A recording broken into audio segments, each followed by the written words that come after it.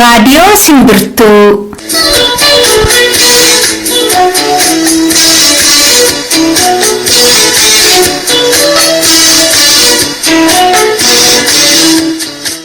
Hayyee tokkicha waaqa gurraacha waaqa Oromoo waaqa bokkuu sibiilaa waaqa shanangadaa waaqa sagaltaman garbaa waaqa salgan booranaa waaqa ciicoo gurraattii waaqa siiqqiyaayyoo nagaadha walitti nu deebiste waaqa waliin nu dubbachi nagaaf kabajisiifa haa ta'u handeeme nagaan haa galu fayyaaf nagaa nuuf haa kennu waan dhalatte haa guddatu waan guddate haa buru barri nagaa haa ta'u bariin nagaa haa ta'u gaarga nagaa haa ta'u guddinni nagaa haa ta'u galgalli nagaa haa ta'u ganamni nagaa haa ta'u handhuula mirgaan haa galu. Akkam jirtu dhaggeeffattoota raadiyoo Simbirtuu kan Oromiyaa biyyaan ba'an nageenyi keenya lafa jirtan maratti qilleensarraan isin haa ga'u jenna oolmaa bultiin isin nagayaa torbee arra walitti deebi'uuf akkuma baallamannee adda baanetti honoo yeroo teenya eeggannee dhiyaannee jirra hordoffiif akka tolu qabiyyee sagantaa teenyaa dursee isin beeksisa oduudhaan takka jennee eegallee qophii simboo fi imalaa itti aansina amma garuu oduu torbee kanaatti.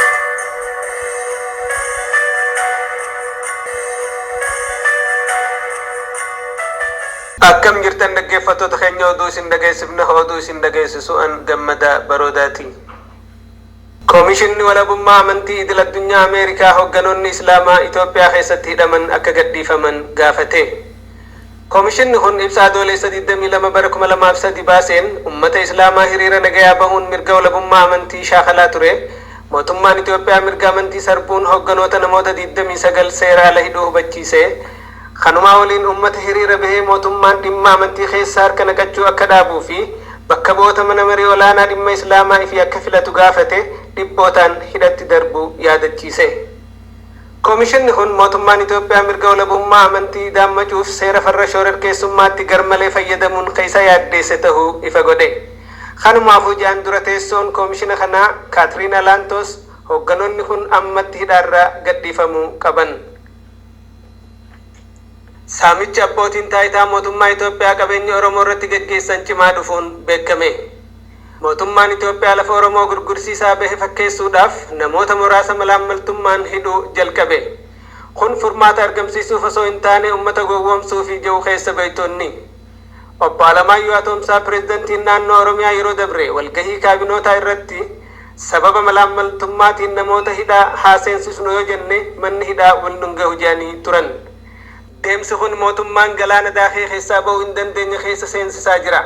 Haaluma kanaan itti gaafatamaan intarpiraayisii ijaarsa hojiiwwan bishaan Oromiyaa obbo Biifaa Badhaadhaa dabalatee namoonni 10 to'annaa jala ooluu obbo Xayyib Abbaa Foggii bakka bu'aan koominikeeshina koomishina farra malaammaltummaa Oromiyaa ibsaniiru jedha riippoortarri reediyoo Simbirtuu Finfinneerraa.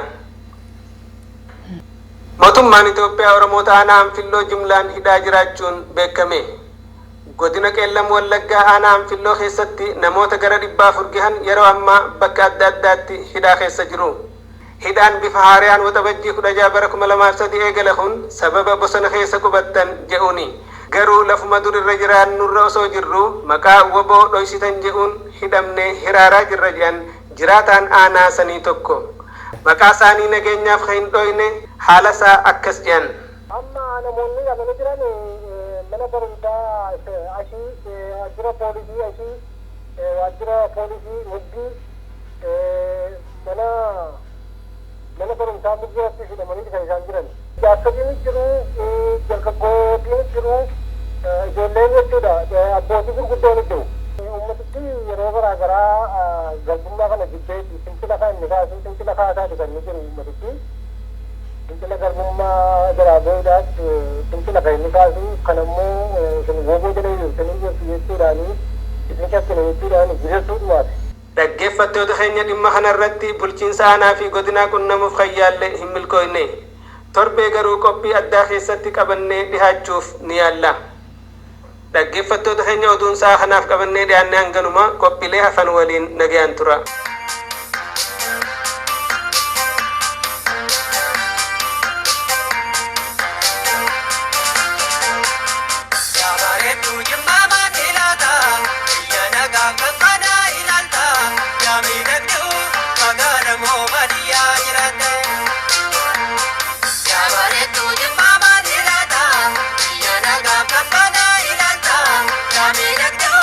Magala mo badiya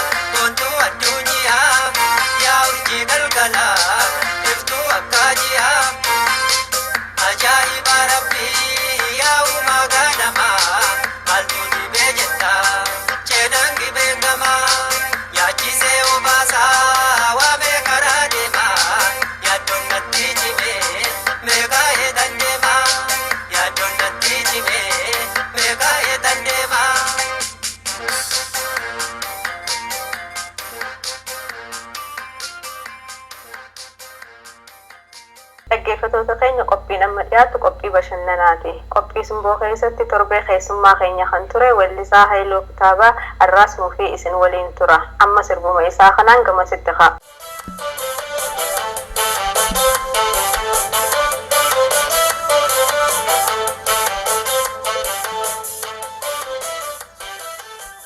Mee yaadaan biyya deebinee bara isin biyya keessatti hojjetaa turtan nama dadammaqsaa turtan sana bara hawwiifaatti macaaftuu lamafaatti sirbitan sana haala uummanni walitti ba'uu sana sochii isin gootan sana namni wal jaalatee walitti dhiyaatee wacaa oolu sirbaa oolu sana maal yaadattamu? Egaa gara sanatti yoo deebine waan baay'ee waan yaadannutu jira argitee ummata keenya ummata gidduu jiraannee dhaabbannee yeroo sirbinuu fi amma biyya ormaatti baqannee namoota muraasa gidduu dhaabbannee yeroo sirbinuu garaagarummaa guddaatu jira. Egaa waa hedduutu nutti dhaga'ama dhugaa sana dudda duubatti deebinee yoo yaadannu gama tokkoon baay'ee gaddinaa ummata keenya gidduudha baanee biyya alaatti aadaa keenya amma barbaanne akka barbaannetti guddisuu dhabuu keenyaaf baay'ee gaddinaa ummata sana gidduudha dhabamuu keenyaaf baay'ee gaddinaa. Waa hedduutu jira waan si gaddisiisu kana jedhee sitti himuu hin danda'u. Yeroo hundumaa anarraa qabee namni Oromoo hundumtuu namni Oromummaan itti dhaga'u hundumtuu keessi isaa gaddaa jiraata biyya isaa irraa baqatee ba'ee yeroo jiru akkanaa jiraatu baay'ee waan hedduutu nama gaddisiisa. Haayiluun akkam agartutti aartiin Oromoo keessattuu gama sirbaatiin waa xiqqoo ciikeera moo achuma dhaabbatee sirbaa jira moo eessa geera jedhama guddina waa agarsiiseera laata Haayilu? Waa'ee aartii Oromoo kanarratti egaa namni hedduun akkuma itti fakkaatetti haasawaa namni waa tokko waan qoratee kana jedhee harkatti qabatee gadi waan tokko waan ittiin ba'e hin jiru. Hangama kootiin akkan ofii kiyyaa laalutti aartiin Oromoo jalqaba bara 90 keessaa kaasee hedduu guddachaa dhufeeyyu. Eebine amma afaan Amaaraa warri mana muuziqaa qaban afaan Amaaraa hin baasnu afaan Oromoo kaasetti afaan Amaaraa hin baasnu kan afaan Oromoo malee sadarkaa itti jedhan ga'ee tureyyuu aartiin Oromoo. Gamuma barreeffamaatiinis yoo fudhatte hedduu socho'ee ture guddataa ture. Garuu amma egaa waan uumame hin beeku waan dhalate kana jedhee waan tokko himuudhaaf hin danda'u. Guddinni aartii Oromoo akka yeroo sanaa bara 90 hanga bara 2002-3 gadi jiran jedhan amma akka kootti waan hundumtuu amma fedhiin uummataallee hin beeku ani fedhiin uummataa maaliif akka gadi bu'aa deeme. Gama biraatiin immoo teekinooloojiin zabana kanaa gurguddachuunis aartii irratti dhiibbaa guddaadha fida. Namni akka CD, DVD bitatee inni ilaalle dhiibbaa guddaadha godha. Namni moobaayilii fa'i irratti sirboota waraabbatee akkasitti dhaggeeffata. Gaafa namni artistiin tokko waan qopheesse sana uummata biraan ga'ee uummata biratti fudhatama argachuu qofa otoo hin ta'in yoo gurguramee wanti horiin hojii sanatti ba'e deebi'uu baate namni waan sana deebi'ee hin hojjetu. Kana yoo laallu aartiin Oromoo xiqqoo iddoo jirutti dhaabbatee jiran jedhan akka gaafa yeroo duraa sana guddachuu dhiisee idduma jirutti dhaabbatee natti fakkaata ani gama kiyyaan akkasittiin hubadhaa siin jechuufani. Sababoonni maal ta'a laata? Sababa adda addaatu jira amma akkuma nama sii tuquu barbaade tokko teekinooloojiin guddachuun isaa gurgurtaa CD fi DVD irratti dhiibbaa uume. Lammataa hirmaannaan uummataa fedhiin uummataa akka baroota duraa sana ta'uu didee irraatii hir'achaa dhufe. Gama biraatiin immoo inni guddaan rakkinni inni guddaan mootummaan biyya sana jiru waa'ee afaan Oromoo irratti waa'ee Oromoo irratti dhiibbaan inni fidu ummatichillee fedhii otoo qabaatu limited godhee ummanni sun gara waan barbaadu tokko akka barbaadetti bitatee akka barbaadetti dhaggeeffachuudhaaf daangaa itti godhee inni guddaan rakkinni inni guddaan sana isa mootummaan waa hundumaa daangessetu aartii Oromoo kanallee akkasitti daangaatti godhee iddoodhuma jiru sanatti akka dhaabbatu godhee jedhee tanin amana gama kiyyaan. Tole galatoomi dhaggeeffattoota keenya weellisaa Haayiluu Kitaabaa waliinidha kan jirru. Amma haasaa qofa kan goone mee amma immoo qophii bashannanaa waan ta'eef gara sirbaatti deebina. Nuti Itoophiyaa miti ishee jedhu tokko nama feerime Haayiluu. Ayya tole. Nu biyyi keenya Oromiyaa eessatti beeknaa Itoophiyaa Oromiyaan biyyuun dacaaltu Itoophiyaa jechuun maan waamtu. Nu biyyi keenya Oromiyaa eessatti beeknaa Itoophiyaa Oromiyaan biyyuun dacaaltu Itoophiyaa jechuun maan waamtu.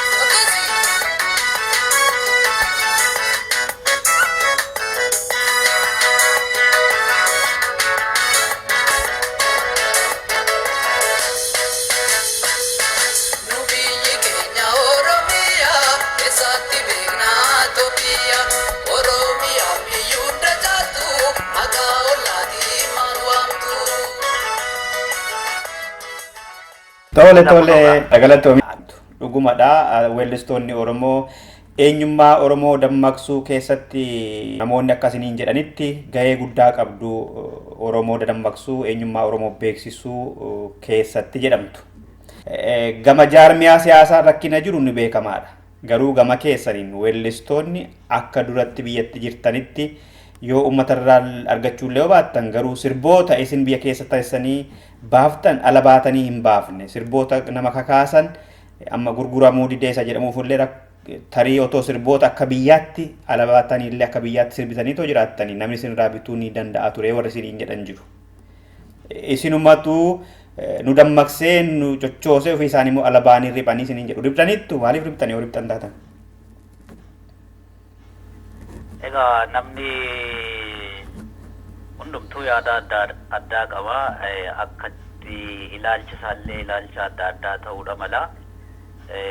Ani akka Haayiluu Kitaabaatti waan inni ripheen qabu ammallee waan man sirbootuman duratti sirbaa ture sirboota warraaqsaa sirboota qabsoo sirbootuma akkasiitanii sirba ammallee hiree argadhee yeroodhaan waltajjii tokkotti dhufe waan inni riphee yookaan waan koornarii tokko qabadhee dhaabbadhee hin qabu akkuma durii sanatti hin jiraa jechuudha.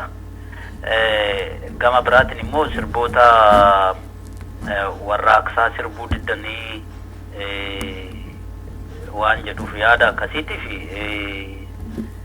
namni sirboota warraaqsaa yookaan sirboota qabsoo sirbuu dhiisan jiru garuu waan hin sila siin jedhe mootummaan Itoophiyaa suni waa hundumaa daangessee warra mana muuziqaa sirboota qabsoo sirbisiisan mara hidhee birrii irraa nyaatee wabii waamsisee lammataa kan akkanaan baasinaa jedhee rakkina waan irra qaqqabsiiseef amma warri mana muuziqaa qaban illee sirboota qabsoo isa akka duratti sana nuti ifaa ifatti itti maa sirbine sirbaa turre sana yoo baaftee sirbite warri mana muuziqaa lakki kanan sodaannaa hin goonuu hin baasnuu jedhu moo qilleensa irratti miti waan hundumtuu kan hojjetamu namni waan kana raabsee ummata biraan ga'u tokko jiraachuu qaba.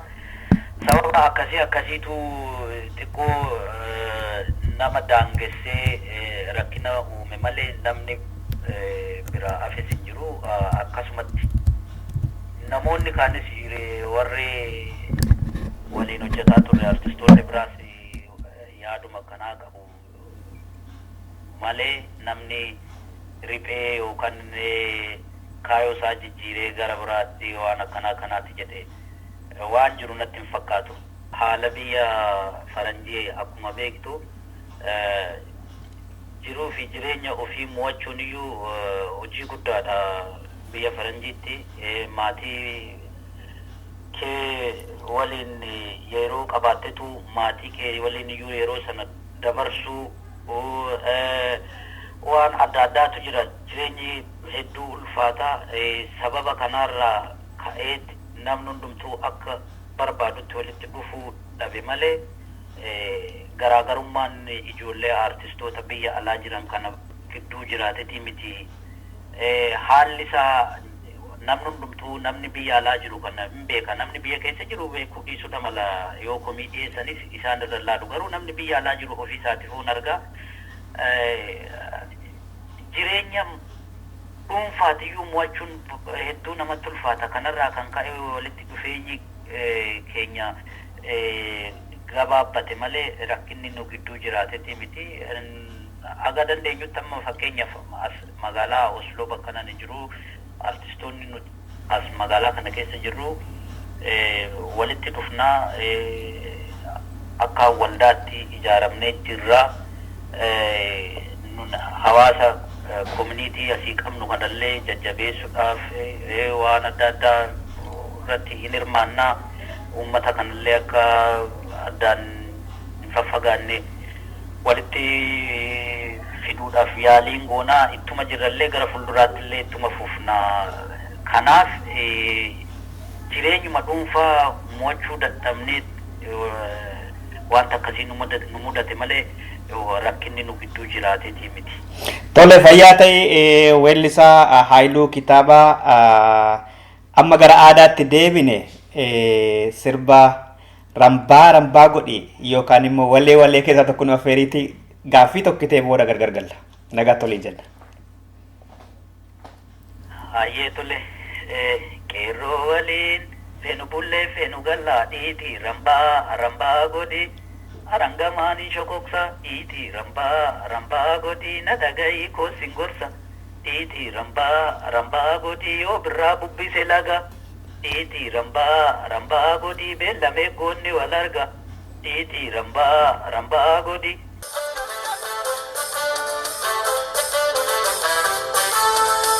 roli fenu bulle fenu galla iti rambaa godi roli fenu bulle fenu galla ramba godi roli fenu bulle fenu galla diti ramba godi roli fenu bulle fenu galla diti ramba godi kafa laga mata dai diti ramba godi goti chidi na rabae diti ramba godi kafa rokke milla chapse diti ramba godi ala manari fachise diti ramba godi roli fenu bulle fenu galla diti ramba godi roli fenu bulle fenu galla diti ramba godi arangamani chokoksa diti ramba godi nadagai ko singorsa diti ramba godi yo rabu piselaga diti ramba godi bellame kodi walarka diti ramba godi roli fenu bulle fenu galla diti ramba godi roli fenu bulle fenu galla diti Mee gara dhumaatti gaaffiin tokkoon qaba. Rakkinoota ogummaa jiru miti amma rakkinoota amma kakaafne kana gama aartiitiin jiru jenne kana. Aartii Oromoo guddisuu keessatti eenyu maal godhuu qaba jetta? Egaa aartiin Oromoo akka fuulduratti tarkaanfatu gochuudhaaf tokko tokko Oromoorraa waa eegamutu jira. Namni hundumtuu qooda irratti fudhachuu qaba. Harka caalu garuu warri ogummaa kanarratti bobba'anii ogummaan kun akka ogummaan aartii kun akka babal'atu akka guddatu waan ga'ee qaban hirmaannaa qaban guddisanii aartiin kun akka fuulduratti tarkaanfatu gochuu ani mootummaan akkuma sila jedhee mootummaan Itoophiyaa aartii Oromoo irratti waa'ee aartii qofa otoo hin ta'in waa'ee Oromoo hundumayyuu daangessee jira. Mootummaa kana dhabamsiisanii mootummaa kana fuuldura dhaabbatanii mootummaa kana balleessuudhaaf uummanni keenya tokkummaa yoo horatee aartiin Oromoo sin guddata rakkina keessa jirru kana keessa illee baana. Kanaaf inni guddaan yoo nuti tokko taanee waa hundumaa walii gallee hojjenne wanti hin guddanne wanti bakka nuti barbaannu sana hin geenye hin jiru wanti hundumtuu bakka nuti hawwinu sana ga'uu danda'a. Kanaaf tokkummaan nuuf barbaachisaadha. Sanarratti namni hundumtuu jabaatee yoo hojjete tokko tokkoon Oromoo tokkummaa Oromoo irratti waan fedhii Oromoo tiksuu irratti yoo hojjete yoo waliigalteen jiraate aartii Oromoo guddisuu qofa bira darbinee nuti waan sadarkaa guddaa waan biraatiyyuu gochuu dandeenya. Kanaaf namni keenya tokkummaa Oromoo tiksuu fedhii Oromoo eeguu irratti jabaatee haa hojjetu jedha. Tole, weellisaa Haayilu, dhaggeeffattoonni keenyii fi namoonni si jaallatan hojii kee amma waa sirraa eeguu qabu laata jechuun wanta itti qabattee as ba'uuf qophooftetu jira jechuun ogummaa keetiin sirba haaraa qabattee kanarratti hojjetaa jirta moo akkamii waansa? Amma yeroo gabaabaa kana keessatti wanti qabadhee gadi ba'u hin jiru. Garuu gara fuulduraatti yeroodhaan inni itti qophaa'ee isin biraan nan ga'a. Isin immoo uummata biratti akkanaa dabarsitan abdiin qaba. Ammaaf garuu wantan qopheessee yeroo gabaabaatti uummata biraan ga'a jedhu hin jiru. Garuu itti yaadaatiin hin jira. Harkumaan qaba amma ta'eef. Yeroo kee fudhattee qophii Simboortatti reediyoo Simbirtuu waliin waan turteef weellisaa Haayiluu Kitaabaa maqaa dhaggeeffattoota keenyaatiin guddaa galatoomi siin jenna. Ulfaadhu Haayiluu. Isinillee fulaan jirutti na barbaadanii gaaffiif deebii na faana godhuu keessaniif galatoomaan isiniin jedha. Irra deebi'ee uummata Oromootiif dhaamsan ani qabu tokkummaan keenya jabaachuudha qaba. Tokko haa taanu gargar fagaachuun waan barbaannu karaa irra deemnu nutti dheeresse malee waan nu gabaabsuun qabu. Kanaaf tokkummaan keenya jabaatuun jedha. Dhaamsa kan irra deebi'etaniin uummata kiyyaaf dabarsaa. Dhaggeeffattoota reediyoo Simbirtuutiif immoo warra na jaallatan warra na wantoo jedhaniif galatoomaa hunduma keessaniif hin jedha. Nagaan naa turaatinillee.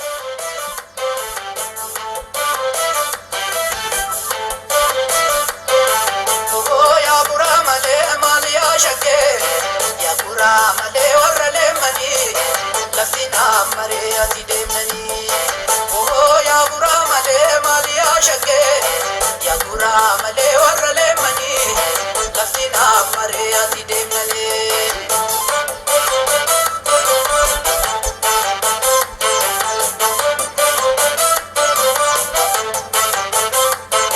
karafin finne kuba mali ashake fardella manarkisu guyana jaja warra beekiya kallo alkayani keetu narraafisu abbaayyen keenaa jibbuu yaa gudamato obboleeyyan keetis dabalate isaan maaltu rakkisee yaadamaa makaa nafsituu barbaadee wal jaallate oh yaa guraa malee maali yaa shakkee yaa guraa malee warra leemanii laftaan maree ati deemnanii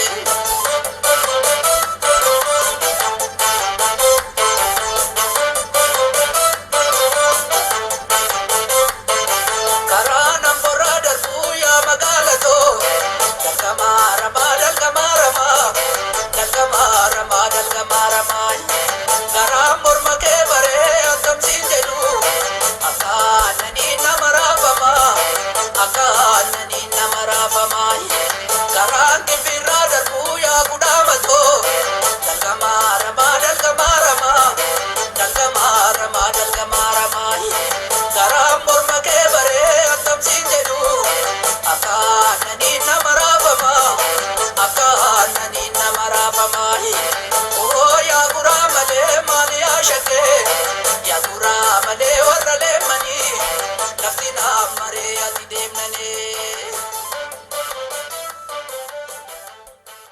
Dhaggeeffattoota keenya amma dabareen tan imalaati. Qophii tana keessatti wanneen siyaasaa, dimokiraasii, misoomaa fi nageenyaan hidhata qabantu keessummeeffama. Haala yeroo irratti dhimmoota garaagaraa irratti haasawaa kan turan bakka buutonni dhaabbilee siyaasaa Oromoo lama arraas jiru. Mariin kutaa xumuraa obbo Raayyaa fi Dr. Baqqalaa waliinii muuziqaa ce'umsaa tanaan booda dhiyaata. Nu waliin turaaha.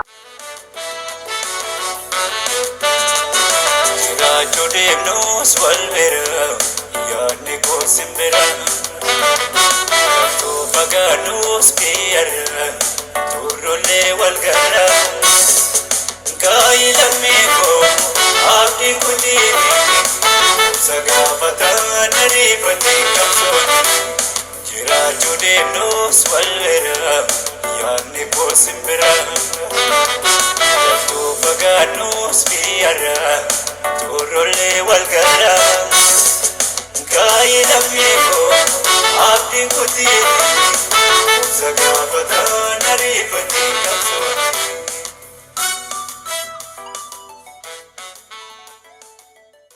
Tole fayyaa ta'a keessummoota keenya. Doktor, hawaasni Oromoo biyya alaa maal gochuu qaba? Hawaasni Oromoo biyya alaa qooda guddaa qaba. Qooda guddaa qaba jechuun maaliif biyya dimokiraasii ta'e jiraatu ijaarsota saba isaanii kana bira dhaabbachuu danda'u taajjaba otoo hin ta'in qooda keessatti fudhatanii jajjabeessanii dinagdeedhaanis taanan gargaaranii ijaarsa Oromoo kun kan dur hojjetan caalayyuu biyya keessatti qabsoo galchanii qabsoo bilisummaa Oromiyaa akka fiixan ba'u gochuu danda'u. Yeroo baay'ee kan dhageenyu akka ilaallu ilmaan Oromoo biyya alaa bahanii akka taajjabduutti ta'anii ilaalu. Isaan maal godhanii kana maal godhanii kanaa miti kan ilma Oromoo irraa intala Oromoo irraa kan eegamu har'a. Ijaarsota ilaalcha tokko qaban ilaalcha biyya keenya bilisummaa biyya keenyatiif walabummaa saba keenyatiif dhaabbatanii haa dadhabanillee har'a amma kanaan durallee haa dadhabanii har'a ammoo kutannee kana jedhanii hundee jabinaan ka'an kana bira dhaabatanii jajjabeessutu irra jira. Rakkoo saba Oromoo immoo qabsoof siyaasaa duwwaa otoo hin ta'in biyya jiranitti hiriiran bahanii isaan akka biyya alaa jiranitti akka biyya alaa jiran kanatti ambaasaadara saba Oromoo isa hidhamee mooraa hidhaa keessa jirutti ta'anii rakkoo saba Oromoo fuula adda addaan barsiisuu danda'u. Biyya keessa jiranitti hiriira bahanii imbaasii biyya adda addaa biyya sana kan gargaaran irratti bobba'anii karaa buqqisa saba Oromoo biyya irraa buqqifamu kana saaxila baasu qabeenya saba Oromoo saamamu kana warra godhaa jira kan saaxila baasu ilmaan Oromoo kan biyya Oromoo irratti deemaa jiru kana saaxila baasanii biyyoota immoo lafa dachee Oromoo dhufanii akka keessummaatti darbanii bitan kanas addunyaa irratti baasanii fuula adda addaatiin qooda fudhachuu qabu irraa eegamas dirqama isaanis. Kanan irraa eegaa hawaasa keenyaa kan biyya alaa jiru. Taa'anii wal ilaaluu hin ta'in nama tokko tokko wal ilaaluu hin ta'in hundi keenya waloodhaan itti gaafatamummaa qabna. Oromoo ta'anii dhalachuu duwwaanumaa miti. Maaltu narraa eegama? Maalan godhaa? Attamitti ijaarsota kana jajjabeessina? Yoo isaan dadhabanii bira dhaabne akka isaan jabaatanii biyya keenyaaf egeree keenyaaf kan ta'u gochuu isaanirra jira. Kana gochuutu isaanirraa eegamaan jedha karaa kootiin hawaasa saba Oromoo biyya alaa jiru. Tole fayyaa ta'a gaaffiidhumaa isiniifis obbo Raayyaa dhaloota haaraa dhaloota guddataa jiru Oromoo irraa biyya keessa biyya alaa irraa dhimma saba isaanii ilaalchisee maal godhutu irraa eegama? Galatoomii odoo gaaffii sanitti hin ce'in gaaffii Dr. Kaasteef irrattis waa tokko dabaluun barbaada. keessattuu hawaasa guutuu addunyaa keessa jiru hawaasa Oromoo maal gochuu irra jira qooda maal qaba kan jedhu san irratti yaaduma xiqqoo tokko dabaluu barbaada. Dhugaadha durre akkaataatti ture jaarmaa siyaasatitu hawaasa ijaaree akka caayaa isaatitti qopheeffatee sossoosaa ture. Suni egaa dadhabbiina jaarmaa siyaasaa keessatti dhalatee faffaca'ina jaarmaa siyaasaa keessatti dhalatee kan ka'e inumaa hawaasni keenya walitti dhufee ijaaramuu dhiisii haala adda addaarraa akkuma jaarmaa siyaasatitti faffaca'ee jiraachaa ture. Suni haala nama gaddisiisu. Kanaaf furmaanni kan maayidhaa jaarmonni siyaasaa tokko ta'anii waal ta'anii sossoonan ummata kanas humna godhachuudha humneessuudhaaf ummata jaaruu bakka ijaarametti eebbisuu kan hin ijaaramne ijaaruu akka sossoo hamilee kennuu fi hawaasnis immoo jaarmaa siyaasatii akkasumatti jajjabeessuu hoo keessatti qoodan fudhanne waan dandeettii isaa hundumaa akka Oromoo tokkootitti qooda kennuutu irraa eegama. Tokko wanti jala sararuu barbaadu uummanni hin ijaaramne waa tokko irratti qooda gahaa kennuu hin danda'u. Jaaramuun hedduu murteessaadha. Kanaaf hawaasni keenya lafa hundumaa kan jiru addunyaa kanarratti faca'ee kan jiru bakka jiru hundumatti of ijaaratu irra jira. Akka hawaasatti, akka dargaggootitti, akka barataatitti, akka barsiisatti, akka barattootaatitti yookiin immoo akka warra daldaalotatitti haa ta'u karaa adda addaatiin karaa beekumsaa akka warra miidiyaatitti kophaa carraaqurra tokko ta'anii humna ofii tokko godhanii dhimma saba keenyaa bakkaan ga'uu danda'an irratti hojjechuun hedduu barbaachisaadha. Sanis gochuudhaaf immoo biyya alaa kanatti hireen biyya keessa hin jirre hiree gaarii jira. Asitti hoo maaliif jaaramuun dadhabama? Of ijaaruu. Warra of ijaare immoo jaarman siyaasaa akka keessa galeellee rakkina nutti uuma jedhama durii sun akka hin godhamne jaarman siyaasatis tokko ta'uunsaa kanaaf filmaatan qabu kan jennuuf tokko gaafa ta'e sosso'e kun hundumtuu wal deeggaraa jechuudha. Hawaasni kun wal ijaaruu qaba. Wal ijaaree erga wal ijaaree waan dhimma barbaachisu irratti bobba'uu danda'a jechuudha. Waa'ee tan duraa kan warri biyya alaa kun dippiloomaasii irratti bobba'uun haalaan uummata keenya gargaara. Uummata keenya kana akka sabaatitti beeksisuu bakka danda'an hundattuu sanirratti tattaaffii gochuu danda'u. Qabeenyaan jaarmota siyaasaa deeggaruu danda'u. Keessattuu immoo sagaleen uummata keenya ukkaamamee kan jiru hiree miidiyaa adda addaa yookiin immoo sabquunnamtiin adda addaa hin qabaanneef kan rakkatu kanarre warri amma kinoo babba'aa jiran miidiyaa baay'eetu dhalachaa jiru. Dhaloonni har'a dhalate kun lubbuu haa kennuuf haa jiraatanii beekumsa irratti beekumsaa dabaluu fi kinoo gadi babba'aa jiran beekumsa guddaadha. Beekumsa kana immoo qindeeffatanii tokko ta'anii miidiyaa jabaa akkuma miidiyaa biyya kanaa adda addaa kana kan humna qabu kan sagalee uummata keenyaa sirriitti bal'inaan ibsuu danda'u san uummachuu kuni dhugaatti akeeka gurguddaadha. Kana fiixan baasuu humna sitti qaba dandeettii sitti qabaan jedha warri ala kana san gochuudhaaf sanan jedha. San jedhee tanan kan waa'ee dhaloonni haaraan kunidha biyya keessa jirus alas jiru maal gochuu qaba kan jedhu. Duraan dursee ani dhaloonni kun keessattuu dhaloonni qubee kan jennuun kun dhaloota haaraadha. Waan kalee warri jaarmonni siyaasaa kun hoogganan hireen argachaa jiran warra oromummaan eenyu akka ta'e oromtittiin eenyu akka ta'e oromummaa jechuun maal akka ta'e warra ibsaniif warri lubbuu isaanii qaqqaalii kennanii bira darban kuni dhugaatti seenaa guddaadha dhiisanii deeman warri beektonni keenya warri kaleessa oromummaan fi waa'ee oromiyaa uummata kana barsiisanii har'a hiree kanaan argine. Dhaloonni haaraan kun immoo kanarraa fudhatee sadarkaa oliititti kaasuu warri amma hooggana biraa eeguun isaanirra hin jiru. Hooggana muuxataa ta'anii qabsoo saba keenyaa kana fuulduratti deemsisuudhaaf of qopheessu hoomuyyuu caala of qopheessu irratti jaaramuu irratti jaaruu irratti qooda gahaa alaayis baay'is haa ta'u warri dhaloonni haaraan kun itti gaafatama olaanaatu irra jira jedha. Kanaafis immoo waan dhugaatti nama boonsu tokko argaa jirra. Haa ta'u malee caalattuu jaaramanii sosso'uu qabu. Hoon jaaramni kophaatti iyyuuni humaa gatii hin dabalu. jaaramuu qabu. Jaaramuun jedha. Isa kana hoo godhan beekumsa isaanii hoo waliif fidani warri labanni haaraan kun dhugaatti sadarkaa har'a jirru kanarraa gulantaa olaanaatti nu fiduu danda'u. Kanaaf isaan itti gaafatama eenyuma caalaa itti gaafatama guddaa qabu jedha. Tolee fayyaa ta'a. Innoo ishiitti dabaluun barbaade waan amma dhaloota qubee jedhu irratti har'a qeerroon dhugumatti fudhannee ilaalle faajji saba keenyaa kaasanii ibidda jalatti du'aa jiru har'a. Kun immoo waan seenan isaan godhaa jiru. Jenereeshin haaraan seenaa itti gaafatamummaa isaanii fudhatanii ibidda sana keessa dhaabbatanii kana loluun dhuguma dirqama isaan irraa eeggatamu waan ta'u waan ta'e baay'een galateeffachuu barbaada. Haja baatanis immoo jedha qeerrooni. Nus immoo qeerroo bira sin dhaabbannaa akka jaarsattis akka namaattis bira dhaabbannaa. Ijaarsi haaraan immoo kan jennu har'a ijaarsi keenya isimmoo of ijaarutu irra jira.